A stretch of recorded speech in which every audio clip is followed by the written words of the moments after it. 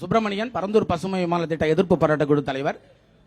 முதல்ல திராவிட முன்னேற்ற கழகத்தினுடைய மதிப்பு மேயர் அவர்களுக்கு எந்த வகையிலுமே நீங்க எல்லாமே தவறா புரிஞ்சுக்கிறாங்க. பரந்தூர் பசுமை விமான திட்டத்தை பத்தி அந்த இடம் வந்து மிக சவால் நிறைந்த இடம்னு அரசாங்கத்துக்கு எப்பெல்லாம் வாய்ப்பு கிடைச்சதோ அப்பெல்லாம் நாங்க அமைச்சர் பெருமகிட்டையும் சிஎம் சார்கிட்டையும் நிறைய முறை சொல்லிட்டோம்.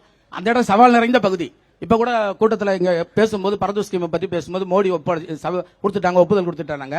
சைட் கிளியரன்ஸோ இல்ல எந்த விதமான ப்ரீ விசிபிலிட்டி டெஸ்டோ வேற எந்த விதமான சோசியல் இம்பாக்டோ எதுவுமே பண்ணாத விமான நிலையத்துக்கு எந்த வகையிலும் ஒத்து வராத அந்த இடத்தை அடம்பிடிச்சு திராவிட முன்னேற்ற கழகம் எப்படியாவது நடத்தணும்னு ஆட்சியாளர்கள் நினைக்கிறாங்களோ இல்லையோ அதிகாரிகள் நடக்கிறாங்க. அதிகாரிகள் நடத்துற அந்த சதியை தயவு செய்து ஆட்சியாளர்கள் புரிஞ்சுக்கிட்டு விவசாயிகளை கொடுமைப்படுத்த மாட்டோம், எந்த வகையிலும் விவசாய நிலங்களை நாங்க விவசாயிகள் ஒப்புதல் இல்லாமல் எடுக்க மாட்டோம்னு சொல்லிட்டு மாண்புமிகு மதிப்புமிகு முதல்வர் அவர்கள் சொன்னாங்க.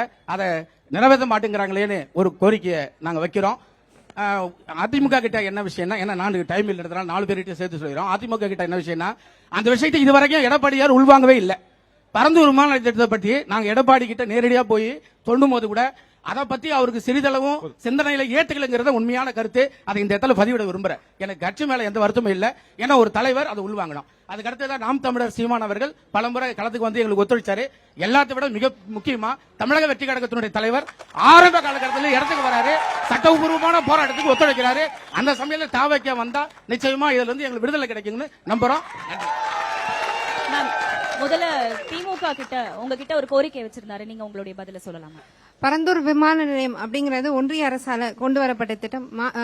நம்மளுடைய மாநில அரசு அப்படிங்கறது வந்துட்டு அதனுடைய நிலம் மட்டுமே வந்து நிலம் சார்ந்த விஷயங்களை மட்டுமே டீல் பண்ணிட்டு இருந்ததுனால இதுக்கு ஏற்கனவே அது எல்லாமே டிசைட் பண்ணி கொடுத்த பிறகு மாநில அரசு இதன் மூலமாக என்ன பண்றது அப்படிங்கறது ஒரு கேள்விக்குறியா தான் இருந்துட்டு இருக்கு. சார், அடுத்ததா எடப்பாடியார் அவர்கள் இந்த விஷயத்தை உள்வாங்கவே இல்லைங்கிற ஒரு குற்றச்சாட்டை முன்வைக்கிறாரு. உங்களுடைய பதில் அதுக்கு?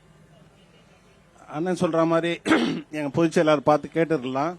ஆனா வந்து அதற்கான நிதி ஆதாரங்கள்லாம் கொடுக்க ஆரம்பிச்ச பிறகு ஒரு ப்ராஜெக்ட் வந்து ரன் பண்றதுன்றது வந்து மிகப்பெரிய ப்ராஜெக்ட். அந்த ப்ராஜெக்ட் அதை ரன் பண்றதுக்கு உண்டான அனைத்து சாத்தியக்கூறுலையும் அவங்க செஞ்சுட்டாங்க. இவர் சொல்ற மாதிரி வந்து அங்க சாயில் டெஸ்ட் எடுத்தாங்களா, அது எவ்வளவு தொலைவு அதுக்கு அவைலபிலிட்டி இருக்கு, அது செய்ய முடியாதுன்ற பேச்சுக்கு நான் வரல. ஆனா பணமே விநியோகம் செய்யற அந்த நிலைக்கு வந்த பிறகு ஒரு ப்ராஜெக்டை எப்படி நிறுத்த முடியும்ன்றது, அது எப்படி சாத்தியமாகுன்றத அதனால கேட்டுன்னு கம்பெனி தெரியலாமே தவிர பரந்தூர் விமான நிலையம் வரணும்ன்றது வந்து அவருக்கும் வந்து எண்ணம் இல்லை. ஆனா அண்ணன் சொல்ற மாதிரி ரூபாலாம் கொடுக்க ஆரம்பிச்சாங்க. அண்ணன் பக்கத்து வீட்டுல இருக்கவங்க கூட வாங்கிட்டு வரலாம், இல்ல எதிர் வீட்டுல இருக்கவங்க ரூபாய் வாங்கிட்டு வரலாம். இப்ப வந்து எப்படி அது ப்ராஜெக்ட் நிறுத்த முடியுங்க? நிறுத்தது சாத்தியம் இல்லாத ஒண்ணு. என்ன பொறுத்த வரைக்கும் அவருக்கு கோபமா கூட இருக்கலாம் நான் சொல்றதால, ஆனா இதான் நிஜம்.